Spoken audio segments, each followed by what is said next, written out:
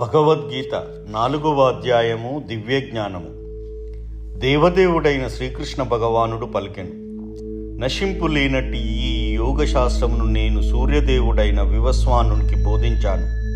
వివస్వానుడు దానిని మానవులకు పితే అయిన మనువుకు ఉపదేశించగా, మనువు తిరిగి దానిని ఇక్ష్వాకునకు ఉపదేశించాడు. ఈ సర్వోత్కృష్టమైన శాస్త్రము ఈ విధంగా గురు శిష్య పరంపర ద్వారా స్వీకరించబడింది. రాజర్షులు దానిని ఆ రకంగా అర్థం చేసుకున్నారు. కానీ కాలక్రమంలో పరంపర విచ్ఛిన్నమైనది.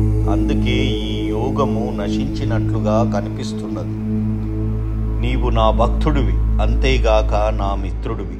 అందుకే ఈ యోగశాస్త్రం యొక్క దివ్య రహస్యమును అర్థం చేసుకోగలవని భగవంతునితో గల సంబంధము గురించిన ఈ పురాతన శాస్త్రం ఈ రోజు నాచే నీకు చెప్పబడింది.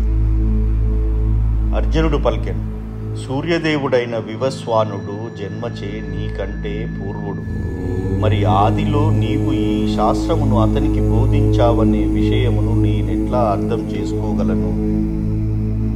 శ్రీకృష్ణ భగవానుడు పలికెను, ఓ పరంతప, నీకు నాకు ఇద్దరికి అనేక జన్మలు గడిచాయి. అవన్నీ నాకు గుర్తున్నాయి, కానీ నీకు గుర్తులేవు.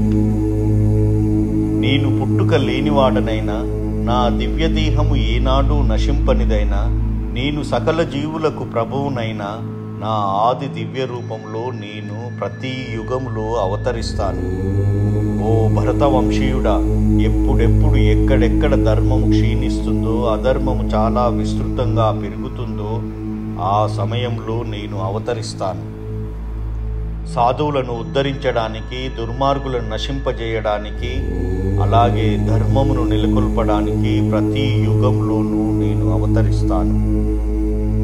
ఓ అర్జున, నా జన్మము కర్మల దివ్య స్వభావమును తెలుసుకున్నవాడు శరీరమును విడిచిన తరువాత తిరిగి ఈ భౌతిక జగత్తులో జన్మింపక నా నిత్యధామమును పొందుతాడు.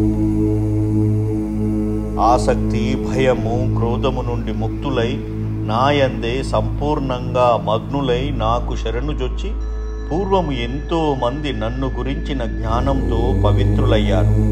ఆ విధంగా వారందరూ నా పట్ల దివ్యమైన ప్రేమను పొందారు.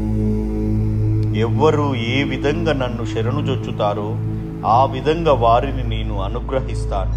ఓ పాత, ప్రతి ఒక్కరూ అన్ని విధాలుగా నా మార్గముని అనుసరిస్తారు. ఈ లోకంలో జనులు కామ్యకర్మలలో విజయమును కోరుకుంటారు. అందుకే వారు దేవతలను పూజిస్తారు. సహజంగా వారు ఈ జగత్తులో శీఘ్రమే కామ్యకర్మలకు ఫలాలను పొందుతారు. ప్రకృతి త్రిగుణాలు, వాటితో కూడి ఉండే కర్మను అనుసరించి మానవ సంఘంలోని 4 వర్ణాలు నాచే సృష్టించబడినాయి. నేనే ఈ విధానానికి సృష్టికర్తనైన మార్పు లేనివాడిని కనుక నన్ను అకర్తగానే నీవు తెలుసుకోవలసింది. నన్ను ప్రభావితం చేసే కర్మ ఏదీ లేదు. నేను కర్మ ఫలాలను కోరను. నా గురించిన ఈ సత్యమును అర్థం చేసుకున్నవాడు కూడా కర్మ ఫలాలలో చిక్కుబడడు. పూర్వకాలంలో ముక్తజీవులందరూ నా దివ్య స్వభావమును గురించిన ఈ అవగాహనతోనే కర్మలను ఉనరించారు. అందుకే వారి అడుగు జాడల్లో నడుస్తూ నీవు నీ కర్మను నిర్వహించవలసింది. ఏది కర్మ, ఏది అకర్మ అని నిర్ణయించడంలో బుద్ధిమంతులు కూడా విమోహితులవుతారు. ఇప్పుడు నేను కర్మ అంటే ఏమిటో నీకు వివరిస్తాను. అది తెలుసుకుని నీవు సమస్త అశుభాల నుండి బయటపడతావు. కర్మ రహస్యాలను అర్థం చేసుకోవడం చాలా కఠినం. అందుకే మనిషి ఏది కర్మయో, ఏది వికర్మయో, ఏది అకర్మయో చక్కగా తెలుసుకోవాలి. కర్మలో అకర్మను, అకర్మలో కర్మను చూసేవాడు మనుషులలో బుద్ధిమంతుడు. అతడు అన్ని రకాలైన కర్మలలో నెలకొనినప్పటికీ దివ్య పదంలోనే ఉంటాడు. ఎవ్వని ప్రతి యత్నము ఇంద్రియ భోగవాంఛ రహితంగా ఉంటుందో అతడే పరిపూర్ణ జ్ఞానంలో ఉన్నవానిగా తెలియబడతాడు. కర్మ ఫలాలన్నీ పరిపూర్ణ జ్ఞానాగ్నిచే దగ్ధమైనట్టి కర్తగా అతడు ఋషులచే చెప్పబడినాడు. తన కర్మల ఫలాల పట్ల సమస్త ఆసక్తిని విడిచి సర్వదా సంతృప్తునిగా, స్వతంత్రునిగా ఉంటూ అతడు నానా రకాల కార్యాలలో నెలకొనిన ఎటువంటి కామ్యకర్మను చేయడు.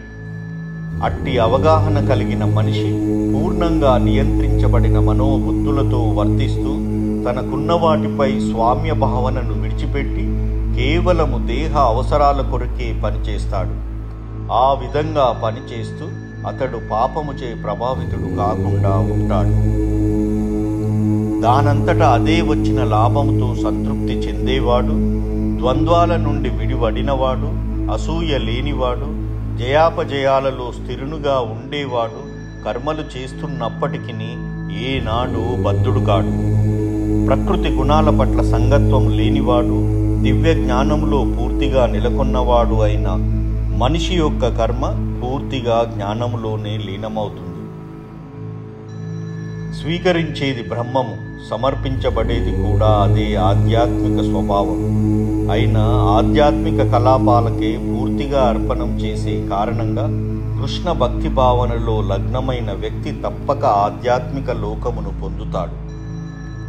కొందరు యోగులు వివిధ యజ్ఞాలను సమర్పించడం ద్వారా దేవతలను చక్కగా పూజిస్తారు. మరికొందరు పరబ్రహ్మం అనే అగ్నిలో హోమము చేస్తారు. కొందరు శ్రవణ కార్యాన్ని, ఇంద్రియాలను మనోనిగ్రహం అనే అగ్నిలో హోమము చేస్తారు. కాగా ఇతరులు ఇంద్రియ విషయాలను ఇంద్రియాలనే అగ్నిలో హోమము చేస్తారు. కఠిన వ్రతాలను చేపట్టి కొందరు తమ సంపత్తులను అర్పించడం ద్వారా, ఇతరులు తీవ్రమైన తపస్సులు చేయడం ద్వారా, అష్టాంగయోగ పద్ధతిని సాధన చేయడం ద్వారా, లేదా ఆధ్యాత్మిక జ్ఞాన ప్రగతి కొరకు వేదాధ్యయనం చేయడం ద్వారా జ్ఞానవంతులవుతారు. సమాధిలో నిలవడానికి ప్రాణాయామ పద్ధతి పట్ల మొగ్గు చూపే ఇంకా కొందరు ప్రాణవాయువును ఆపానవాయువులో, ఆపానవాయువును ప్రాణవాయువులో అర్పించడాన్ని సాధన చేసి ఆ విధంగా చివరకు పూర్తిగా శ్వాసను ఆపి సమాధిలో నెలకొంటారు. ఇంకొందరు ఆహారం తినడం తగ్గించి ప్రాణవాయువును ప్రాణవాయువులోనే యజ్ఞముగా అర్పిస్తారు. యజ్ఞం యొక్క అర్థమును ఎరిగిన ఈ కర్తలందరూ పాపముల నుండి శుద్ధిపడతారు. యజ్ఞ ఫలమనే అమృతమును రుచి చూసిన వారై వారు పరమ నిత్య స్థానము వైపుకు ప్రయాణిస్తారు. ఓ కురువంశ శ్రేష్ఠుడా, యజ్ఞము లేకుండా మనిషి ఈ లోకంలో లేదా ఈ జీవితంలో ఏనాడు సుఖంగా జీవించలేడు. ఇక తరువాతది గురించి చెప్పేదేమున్నది? ఈ వివిధ రకాల యజ్ఞాలన్నీ వేదాలచే ఆమోదించబడ్డాయి. అవన్నీ నానా రకాల కర్మల నుండే ఉద్భవించాయి. వాటిని యథారూపంలో తెలుసుకొని నీవు ముక్తుడవవుతావు. ఓ పరంతప, జ్ఞానయజ్ఞము కేవలము భౌతిక సంపత్తుల యజ్ఞము కంటే ఉత్తమమైనది. పార్థ, చివరకు అన్ని కర్మయజ్ఞాలు దివ్య జ్ఞానంలోనే పరిసమాప్తమవుతాయి. గురువు దగ్గరికి వెళ్ళి సత్యమును తెలుసుకోవడానికి ప్రయత్నించు. వినయంతో ఆయన దగ్గరను విచారణ చేసి ఆయనకు సేవ చేయవలసింది. ఆత్మదర్శులు తత్వదర్శనము చేసిన కారణంగా నీకు జ్ఞానమును ఉపదేశిస్తారు. ఆత్మదర్శి అయిన మహాత్ముని నుండి నిజమైన జ్ఞానమును పొందినప్పుడు నీవు తిరిగి ఇటువంటి మోహంలో పడవు. ఎందుకంటే ఆ జ్ఞానం ద్వారా నీవు జీవులందరినీ పరమాత్ముని అంశాలుగా, అంటే నా వారిగా చూడగలుగుతావు. ఒకవేళ నీవు పాపులందరిలోనూ పరమ పాపిగా భావింపబడిన దివ్య జ్ఞానమనే నౌకలో నెలకొనినప్పుడు దుఃఖ సాగరమును దాటగలుగుతావు. ఓ అర్జున, మండే అగ్ని కట్టెలను బూడిద చేసినట్లుగా జ్ఞానాగ్ని భౌతిక కర్మ ఫలాలన్నింటినీ కాల్చి బూడిద చేస్తుంది. ఈ ప్రపంచంలో దివ్య జ్ఞానమంతగా ఉదాత్తమైనది, విశుద్ధమైనది వేరొక్కటి లేదు. అంటే జ్ఞానము సకల యోగముల ఫలం. భక్తి యోగ సాధనలో సిద్ధిని పొందినవాడు ఈ జ్ఞానమును కాలక్రమంలో తనలోనే అనుభవిస్తాడు. దివ్య జ్ఞానానికి అంకితమైన వాడు, తన ఇంద్రియాలను నిగ్రహించిన వాడైన శ్రద్ధావంతుడు అటువంటి జ్ఞానమును పొందడానికి అర్హుడు. దానిని పొందినవాడై అతడు శీఘ్రమే పరమ ఆధ్యాత్మిక శాంతిని పొందుతాడు. కానీ శాస్త్రాలను శంకించే అజ్ఞానులు, శ్రద్ధావిహీనులు భగవద్వానను పొందలేక పతనం చెందుతారు. సంశయాత్మునికి ఈ లోకంలో గాని పరమలోకంలో గాని సుఖము లేదు. తన కర్మ ఫలాలను విడిచి భక్తియోగంలో వర్తించేవాడు, దివ్య జ్ఞానమనే సందేహాలన్నీ నశించినవాడు యథార్థంగా ఆత్మలో నిలిచి ఉంటాడు. ఓ ధనంజయ, అతడు కర్మ ఫలాలచే బంధించబడడు. అందుకే అజ్ఞానము వలన హృదయములో కలిగినట్టి సందేహాలని జ్ఞాన ఖడ్గముచే ఖండించు. ఓ అర్జున, యోగంతో కూడిన వాడవై లేచి యుద్ధం చేయవలసింది.